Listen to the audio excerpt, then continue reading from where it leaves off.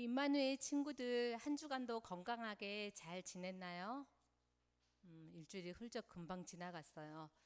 우리 친구들 예배하는 우리 친구들의 마음이 오늘 예배를 기쁨으로 감사함으로 드리는 예배가 되기를 원합니다. 기도로 예배를 시작하겠습니다. 하나님 감사합니다. 예배를 드리는 이 시간에 우리 친구들 다 함께 모여 기쁨으로 예배 드리게 하심을 감사합니다.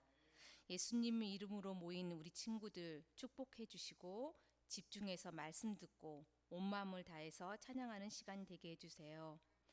우리를 늘 사랑하시는 예수님의 이름으로 기도드립니다. 아멘. 사도신경으로 우리의 신앙을 함께 고백하겠습니다. 나는 전능하신 아버지 하나님 천지의 창조주를 믿습니다. 나는 그의 유일하신 아들 우리 주 예수 그리스도를 믿습니다.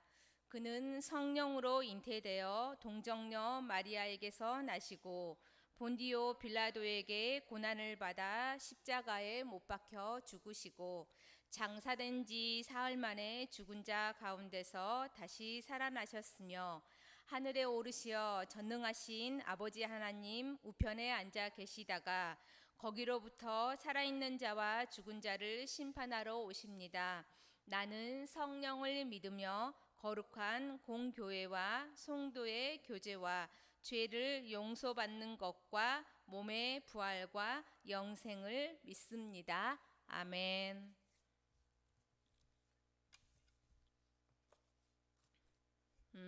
우리 친구들 찬양 함께 기쁜 마음으로 함께 할게요. 우리 친구들 첫 번째 찬양은 나는야 주의 어린이.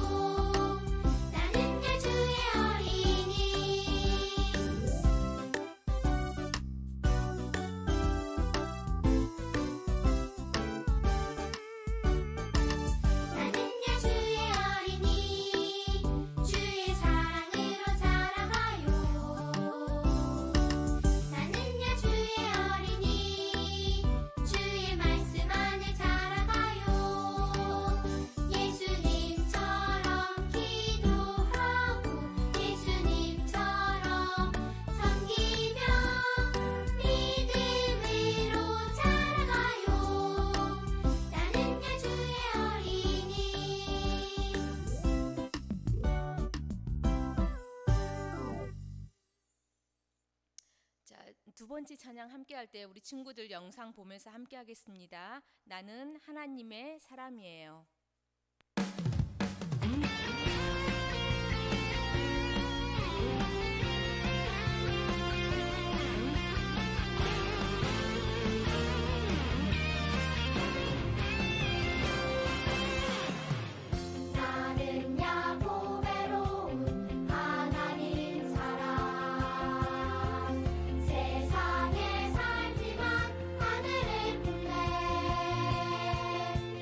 말씀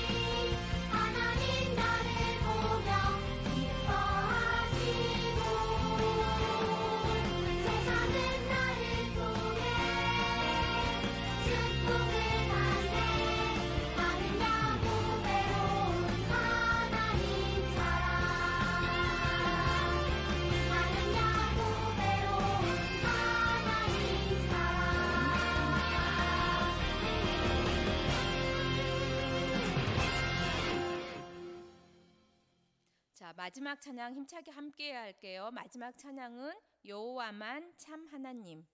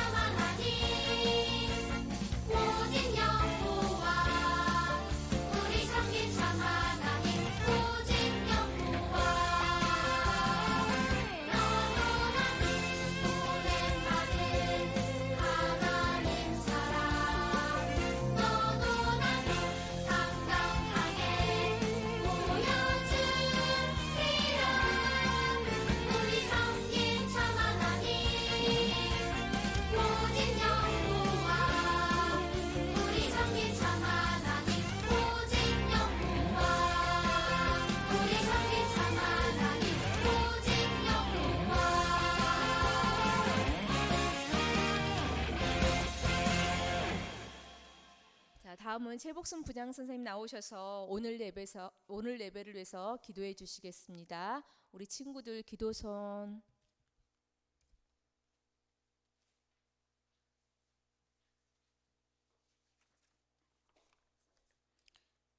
다 함께 기도하겠습니다.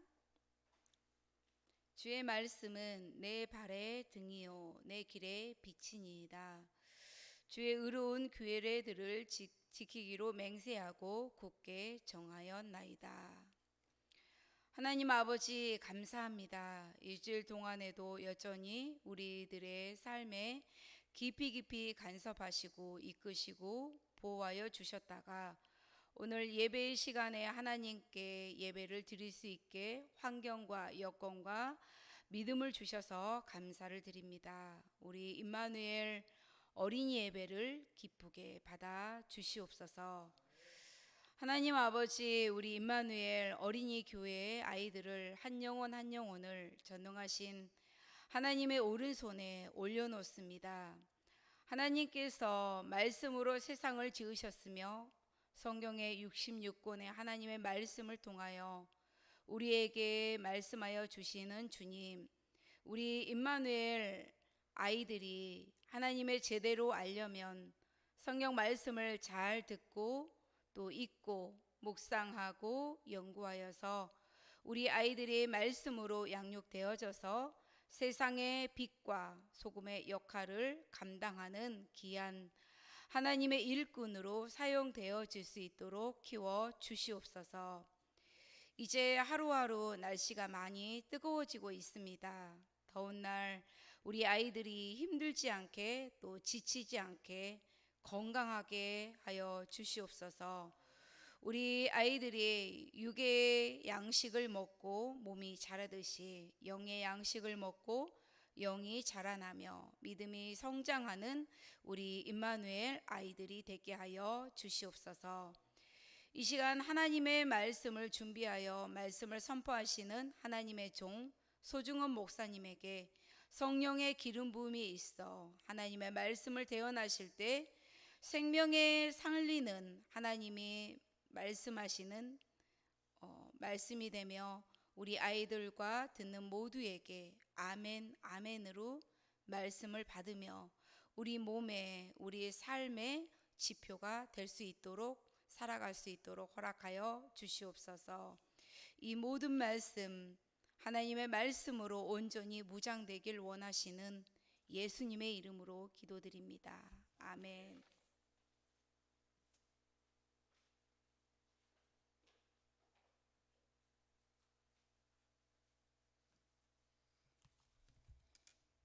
계속해서 야고보서 말씀을 보고 있는데 오늘은 야고보서 마지막 말씀입니다. 오늘은 야고보서 5장 8절 말씀 함께 찾아보겠습니다.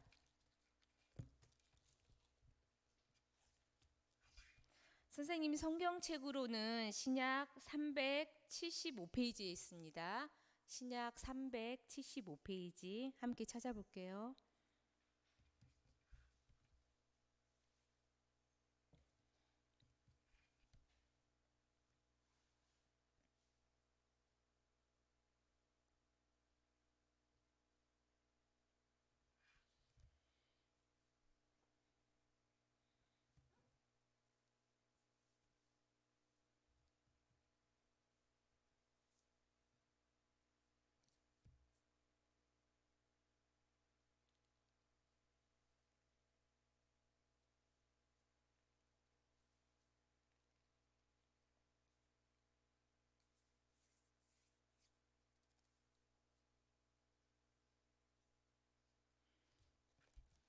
자, 다 찾았죠? 다 찾은 걸로 알고 한 목소리로 함께 읽겠습니다. 시작. 너희도 길이 참고 마음을 굳건하게 하라. 주의 강림이 가까우니라. 야고보서 5장 8절 말씀. 아멘. 오늘은 새끼손가락에 새길 교훈 분별력 업그레이드라는 제목으로 목사님께서 말씀 전해주실 때 우리 친구들 귀를 쫑긋 세우고 듣겠습니다.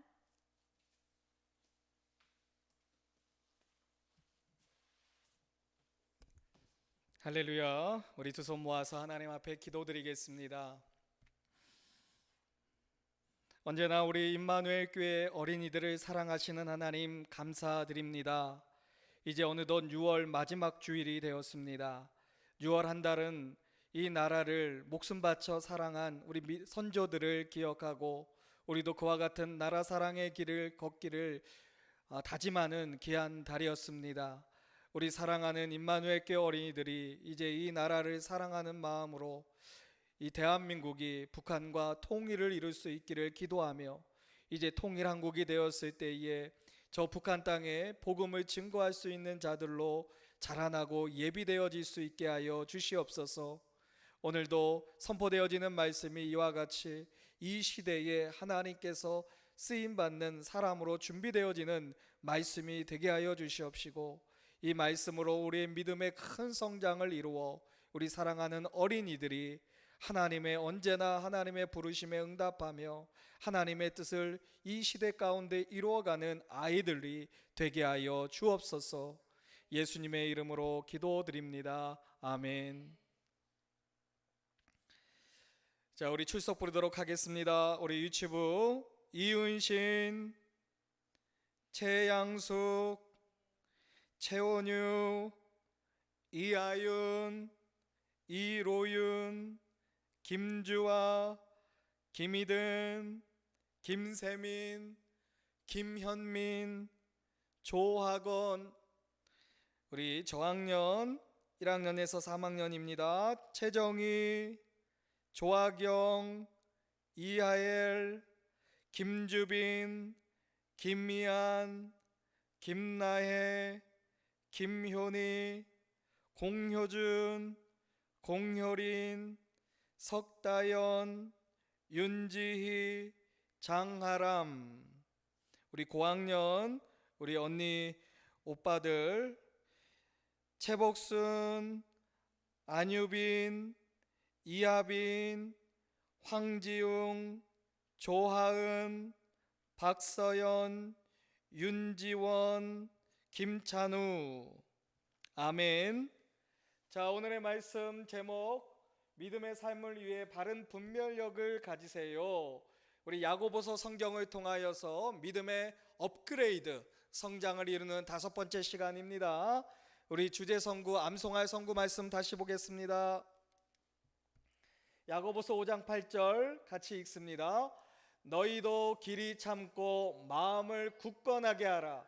주의 강림이 가까우니라. 야고보서 5장 8절 말씀. 아멘. 암송하겠습니다.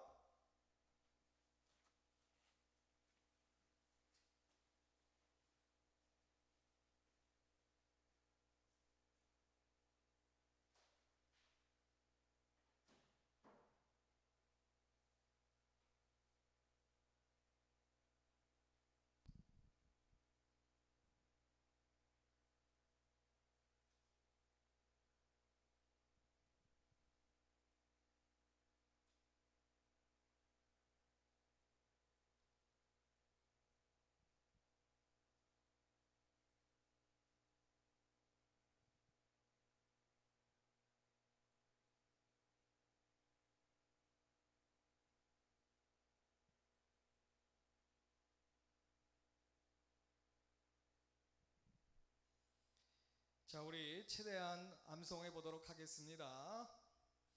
시작. 너희도 길이 참고 마음을 굳건하게 하라. 주의 강림이 가까우니라. 야고보서 5장 8절 말씀. 아멘. 자,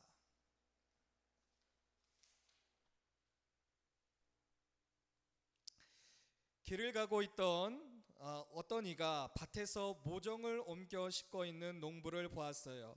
그리고 농부에게 고추 모종을 많이 옮겨 심으시네요 라고 말을 걸었어요. 그러자 농부는 손사래를 치면서 이것은 고추 모종이 아니고 피망 모종이에요 라고 말했어요. 농부의 말에 나그네가 확신 있게 제가 보기에는 확실히 고추 모종이 맞는데요 라고 말했고, 농부는 어이없다는 표정으로 나그네를 향해 나그네 양반이 그렇게 믿고 있다면 이 모종이 자란 뒤 어떤 열매를 맺는지 다시 와서 보시오 라고 말했어요. 여러분은 어떻게 생각하나요? 누구 말이 맞을까요? 나그네가 다시 와서 빨갛게 익은 고추를 거두고 있는 농부를 만날 수 있을까요? 농부는 농사를 짓는 일에는 전문가이므로 고추 모종과 비슷한 피망 모종을 잘 분별할 수 있는 능력이 있지요.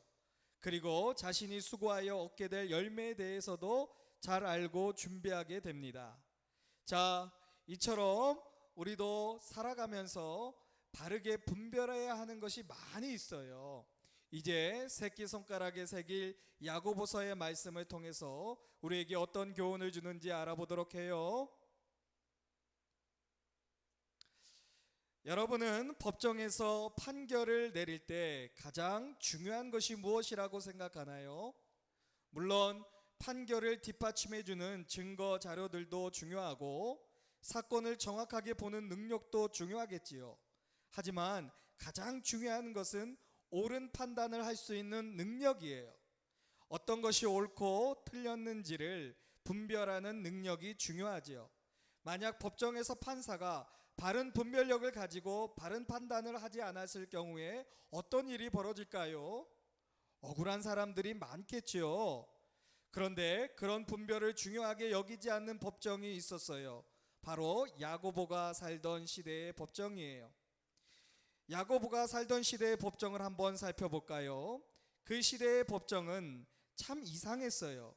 그 시대 판사들은 재판할 때에 판결을 내리기에 앞서 피고에게 이렇게 묻곤 했어요. 피고는 몇 명의 노예를 거느리고 있는가? 또 토지의 소유가 얼마나 많은가? 몇 개의 접시를 가지고 있는가? 어느 정도의 크기의 접시에 식사하는가? 그래요. 야고보가 살던 시대 판사들은 재판할 때 우리가 생각하는 것과 다른 기준으로 죄에 대해 판결을 내렸어요. 얼마나 큰 죄를 지었는지, 또 그 죄에 대한 벌로 어떠한 것이 합당한가 보다는 죄를 지은 사람이 얼마나 부자인가, 그가 얼마나 많은 소유를 가지고 있는 사람인가를 먼저 판단했어요. 그렇기 때문에 법정에서 판사가 먼저 묻는 것이 피고의 재산에 관한 것이었어요. 그 때문일까요? 그 시대의 사람들은 욕심을 내서 어떻게 해서라도 부자가 되고 싶어 했어요. 그래서 돈이 되는 사업이라고 생각되면 그것이 옳든 옳지 않은 것이든 상관하지 않고 그 사업을 하며 돈을 벌었어요. 그들은 그렇게 탐심으로 가득했던 거예요. 누가복음 12장 15절에서는 탐심에 대하여 이렇게 말씀하세요. 삼가 모든 탐심을 물리치라. 사람의 생명이 그 소유에 넉넉한 데 있지 아니하니라. 하나님은 우리를 판단하실 때에 소유의 많고 적음으로 판단하지 아니하시며 도리어 그 소유의 넉넉함을 조심하라고 말씀하세요. 그러나 성경에서는 부자라고 해서 지옥에 가고 가난하다고 해서 천국에 간다고 말하지 않아요. 하지만 부자들은 자신이 소유한 물질적인 부유함으로 인하여 가장 가치 있는 것을 분별하는 능력을 잃어버리기가 쉬워요. 그것은 자신의 부유함으로 말미암아 하나님을 믿는 믿음을 중요하지 않게 생각하기 쉽다는 말이지요. 모든 사람은 하늘에 소망을 두고 하나님의 심판의 때를 준비하는 삶을 살아야 해요. 하지만 많은 부자가 세상에서는 부자였으나 하늘에서는 아무것도 쌓지 않는 영적으로 가난한 사람들이었어요. 그들은 하나님이 계신 것도 최후의 심판이 있는 것도 몰랐어요. 죽음 이후에 영원한 삶이 있는 것도 몰랐어요. 이 세상에서 한 모든 말과 행동이 다 기록되며 하나님의 심판대 앞에서 보게 될 거라는 것도 몰랐어요. 도리어 그들은 그들의 재산이 자신의 생명을 영원히 지켜줄 것이라고 믿었지요. 여러분이 참된 믿음을 가진 예수님의 제자라면 믿음의 삶을 위해 바른 분별력을 가지세요. 야고보서 5장 8절에서 너희도 길이 참고 마음을 굳건하게 하라. 주의 강림이 가까우니라 라고 말씀하세요. 예수님은 곧 다시 오실 거예요. 예수님이 다시 오시면 이 세상의 돈은 다 아무 의미가 없는 휴지 조각이 될 거예요. 이 세상 사람들이 귀하다고 모아놓았던 모든 재물은 아무 쓸모가 없게 되고 말 거예요. 그러므로 예수님이 다시 오시기 전 아직 이 세상의 재물이 효력이 있을 때 우리는 우리가 가진 재물을 선한 일에 사용할 수 있어야 해요. 그것이 곧 우리의 재물을 하늘 창고에 영원히 녹슬지 않는 재물로 쌓아두는 거지요. 예수님이 다시 오신 후에는 자신들이 가지고 있는 재물을 하나님께서 기뻐하시는 곳에 사용하고 싶어도 사용할 수 없게 된답니다. 야고보가 초대교회를 섬기던 로마 시대는 귀족, 평민, 노예로 계급이 나누는 사회였어요. 귀족은 부자였지만 평민과 노예들은 다 가난했어요. 특히 노예들은 주인의 재산 중 일부로서 복종만이 강요되었고, 그래서 주인의 땅에서 농사일을 하거나 힘든 건축일을 해야만 했어요. 평생 끔찍한 노동에 시달려야 했고, 만약 도망하다 잡히면 잔인한 벌을 받았어요. 채찍질에 고통당하며 광산에 가거나 맹수의 밥으로 던져지고 십자가에 못 박히기도 하는 끔찍한 삶을 살았어요. 부자들의 금고에는 은화와 금화들이 가득 쌓여 있었지요. 야고보는 그들에게 하나님의 말씀을 선포했어요. 들으라 부한자들아, 너에게 임할 고생으로 말미암아 울고 통곡하라. 야고보는 자신들의 부유함에 만족하며 하나님을 떠나 돈을 최고의 신으로 섬기며 분별력을 잃고 악을 행하고 사는 악한 부자들에게 하나님의 심판이 있을 것이라고 선포했어요.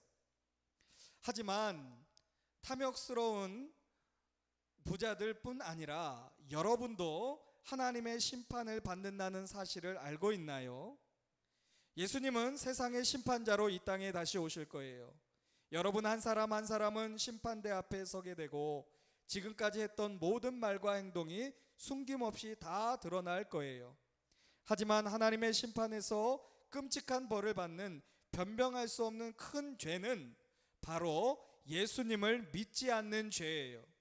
하나님의 심판대 앞에서 하나님의 긍휼과 사랑의 심판을 받기 위해서는 이 세상을 살고 있을 때 어떤 것이 옳은 것인지 바른 분별력을 가지고 예수님을 믿기로 선택해야 해요. 예수님께서 이 땅에 오셨을 때에 여러분의 죄를 대신해 십자가에서 피 흘리고 고통당하셨어요. 그리고 죽으시고 3일 만에 다시 부활하셨어요. 지금 하늘나라에 계신 예수님은 여러분을 위해 기도하고 계세요. 그리고 예수님이 다시 이 땅에 오실 땐 세상을 심판하러 오세요. 그를 믿는 자는 심판을 받지 아니하는 것이요 믿지 아니하는 자는 하나님의 독생자의 이름을 믿지 아니함으로 벌써 심판을 받는 것이니라. 여러분이 하나님의 심판대 앞에서 심판을 피하는 유일한 길은 예수님을 믿는 거예요. 예수님이 여러분을 위해 해주신 일을 믿을 때에 구원을 주겠다고 약속하세요. 지금이 은혜 받을 때이고 지금이 바른 분별력을 가지고 예수님을 믿을 수 있는 중요한 기회가 되는 것이지요. 재물만을 의지한 부자들은 왜 하나님의 형벌을 받게 될까요? 야고보는 너희 재물은 썩었고 너희 옷은 좀 먹었으며 너희 금과 은은 녹이 슬었으니 야고보서 5장 2절 3절 말씀하고 있어요. 하나님의 심판대 앞에 부자들이 서게 될 때에 녹이 그 증거가 된다고 성경은 말하고 있어요. 그 녹은 부자들의 금고 안에서 오랫동안 쌓여있는 은하와 금화의 녹이에요. 이 돈들은 선한 일에 한 번도 사용하지 못한 채 땅에만 쌓아둔 보물들이에요. 하나님의 심판대에서 이 녹이 증거가 돼요. 틀림없이 이 죄의 증거 때문에 부자들은 유죄 판결을 받게 된다고 성경은 말해요. 자신의 재물을 올바른 일에 사용하지 않았던 부자들은 한 번 들어가면 다시는 나올 수 없는 영원한 지옥 불문에 던져져 영원한 고통을 받을 거예요. 얼마나 무서운 일인가요? 지금 우리는 마지막 때를 살고 있어요. 여러분이 참된 믿음을 가진 예수님의 제자라면 믿음의 삶을 위해 바른 분별력을 가지세요. 예수님이 곧 오신다는 약속을 잊지 마세요. 너희도 길이 참고 마음을 굳건하게 하라. 주의 강림이 가까우니라. 오늘 우리 암송한 성구이죠. 예수님이 다시 오실 때 우리는 부끄러움이 없어야 해요. 그때는 우리가 했던 말이나 생각, 행동이 모두 다 드러날 거예요. 이제 우리는 분별력을 가지고 바르게 판단하여 예수님을 기쁘시게 하는 삶을 살아야 해요. 지금으로부터 약 120년 전에 옳지 않은 삶에서 돌이키고 바르게 분별하고 바르게 행동한 사람이 있었어요. 그 사람의 이름은 노벨이에요. 노벨은 1833년 스웨덴에서 태어났어요. 그는 화학자요 발명가로서 두각을 나타내었고 그는 33세에 최초로 다이너마이트를 발명하여 온 세상을 떠들썩하게 만들었어요. 그는 세상이 놀랄만한 갑부가 되었어요. 그 30년이 지난 어느 날 신문을 보던 노벨은 신문 기사를 보고 깜짝 놀랐어요. 기사 내용은 노벨이 죽었다라는 내용이었어요. 알고 보니 이것은 프랑스 기자가 노벨이라는 동명이인의 다른 사람이 죽었다는 말을 듣고 발명가 노벨이 죽은 것으로 생각하고 착각하고 잘못된 기사를 썼던 거예요. 버젓이 살아있는 사람을 죽었다고 한 것도 놀라운 일이지만 노벨한테는 그보다 더 충격적인 것이 있었어요. 그 기사의 내용에 다이너마이트의 왕이 죽다, 죽음의 사업가, 파괴의 발명가가 죽다 라고 적혀 있기 때문에 그랬어요. 그 기사를 보는 순간 노벨은 깊이 생각에 잠겼어요. 나는 정말로 죽음의 사업가였어? 얼마나 많은 사람이 나 때문에 죽임을 당했던가? 지금 내가 살아 있었기에 망정이지 정말로 내가 죽었다면 이 기사가 사실이 되지 않겠는가? 내가 정말 죽었다면 사람들은 나를 이렇게 평가했겠지. 노벨은 지금 자신이 누리고 있는 부와 명예가 부끄러운 것임을 깨닫기 시작했어요. 노벨은 잘못된 그 신문 기사를 통해 자신의 삶을 되돌아보게 되었어요. 또 앞으로 세상 사람들이 자신에 대해 내릴 평가에 대해 생각하게 되었어요. 그리고 그는 자신이 죽은 다음 세상의 판단과 하나님의 심판에 있어서 어떻게 행동해야 하는지를 분별했어요. 그리고 자신에 대해 정확하게 분별하고 지금 무엇을 해야 하는가를 결정하였어요. 이후 노벨은 다이너마이트 발명으로 모은 전 재산을 생명을 살리는 일에 쓰기 원했어요. 노벨은 기꺼이 자신의 전 재산을 내놓았어요. 그리고 인류의 평화와 번영을 위해 공헌한 사람에게 그것을 나누어 주도록 했어요. 이렇게 해서 만들어진 제도가 바로 우리가 잘 알고 있는 노벨상 제도예요. 신문 기사가 잘못 나간 사건 이후 노벨은 바른 분별력을 가지고 판단하여 부끄러움이 없는 삶으로 자신의 삶을 선택할 수 있었어요. 야고보는 초대교회 성도들이 그들의 삶 가운데서 하나님께서 기뻐하시는 삶을 살아가기 위해 바른 분별력을 갖기를 권면했어요. 그래서 하나님의 심판대 앞에 설 때 여러분들의 삶이 칭찬받을 수 있기를 바랐어요. 여러분이 믿음의 삶을 위해 바른 분별력을 갖기를 원한다면 오늘의 말씀을 기억하고 행동에 옮겨보아요. 첫째, 하나님의 심판대 앞에 서 있는 여러분의 모습을 생각하세요.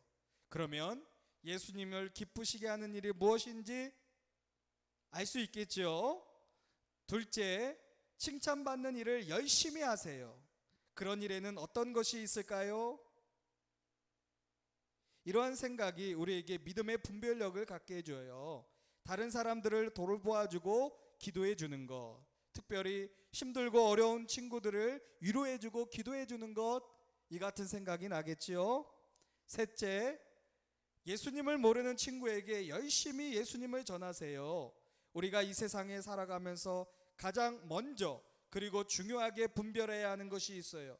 그것은 예수님이 우리의 삶의 구주라는 것을 믿고 예수님을 삶의 주인으로 선택하는 거예요. 하지만 하나님께서 우리에게 주신 구원의 방법을 선택하지 않고 잘못된 분별력으로 판단하여 그릇된 것을 선택한다면 하나님의 심판대 앞에서 절대 용서받을 수 없는 벌을 받게 돼요. 그러므로 여러분은 우리의 삶의 구원자 되시는 예수님을 전해야 하고 믿음이 약한 친구들을 교회에 잘 나오도록 도와주어야 해요. 그러면 여러분의 믿음도 강해지는 것을 경험하게 될 겁니다. 자, 마지막으로 야고보는 이 편지를 여러 지역에 흩어진 성도들에게 보낸 후 죽임을 당했지만 야고보가 쓴 책을 통해 많은 성도가 분별력을 가지고 믿음의 삶을 살게 되었어요. 성경은 모든 부자는 지옥에 가고 모든 가난한 자는 천국에 간다고 말하지 않아요. 부자이건 가난한 사람이건 영적 분별력을 가져야 한다라고 말해요. 지금 우리는 마지막 때를 살고 있어요. 예수님이 다시 오실 때 우리 또한 부끄러움이 없어야 되겠죠. 여러분이 참된 믿음을 가진 예수님의 제자라면 믿음의 삶을 위해 바른 분별력을 가지세요. 너희도 길이 참고 마음을 굳건하게 하라. 주의 강림이 가까우니라. 이 말씀처럼 여러분 또한 예수님이 기뻐하시는 일이 무엇인지 바르게 분별하여 주님이 다시 오실 때까지 예수님을 기쁘시게 해드리는 삶을 살기를 주님의 이름으로 축복합니다. 기도하겠습니다. 하나님 감사드립니다. 우리가 믿음의 바른 분별력을 가질 때에 돈의 많고 적음이 중요한 것이 아니라 늘 하나님의 뜻이 무엇인지를 분별하려고 하는 자세, 또 하나님이 기뻐하시는 주님을 다시 오실 때에 주님 앞에서 어떻게 주님을 만날 것인가를 생각하고 또 그 생각한 것을 열심히 실천하고 열심히 살아갈 때에 하나님께서 우리의 삶을 축복한 삶으로 또 하나님 앞에 부끄러움 없는 삶으로 인도하여 주실 거라 믿습니다.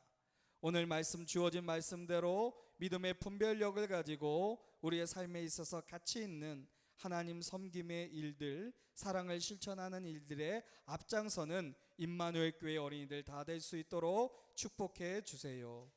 예수님의 이름으로 기도합니다. 아멘.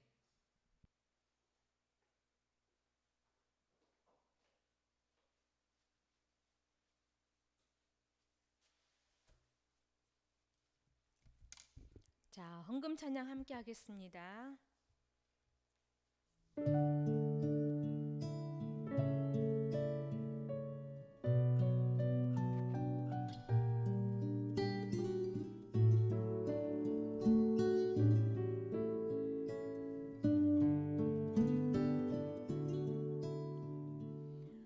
언제나 좋은 것을 주시는 하나님, 나 가진 것 많지 않아도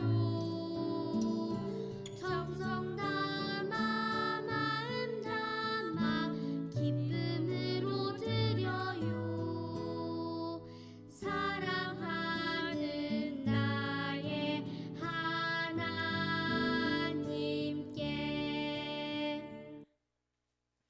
하나님께서 우리에게 많은 은혜를 주셨어요. 예수님도 주셨어요. 저도 드릴래요. 나의 마음 모아 하나님께 드려요. 예수님의 이름으로 기도드립니다. 아멘. 자, 여기 영상 보면서 우리 친구들 함께 한 목소리로 함께 하겠습니다. 임마누엘 친구들은 첫째, 예배 중심으로 살아요. 둘째, 말씀을 하루에 한 장씩 읽어요. 셋째, 항상 기도하는 어린이가 되어요. 아멘. 자, 우리 친구들 날씨가 많이 더워졌죠. 수분 섭취, 물 많이 마시고 청결을 늘 신경 쓰면서 건강한 모습으로 다음 주에 이 시간에 우리 함께 만나요. 주기도문으로 오늘 예배를 마치겠습니다.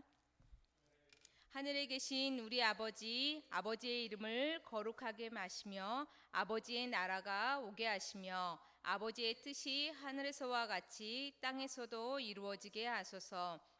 오늘 우리에게 일용할 양식을 주시고 우리가 우리에게 잘못한 사람을 용서하여 준 것 같이 우리 죄를 용서하여 주시고 우리를 시험에 빠지지 않게 하시고 악에서 구하소서. 나라와 권능과 영광이 영원히 아버지의 것입니다. 아멘.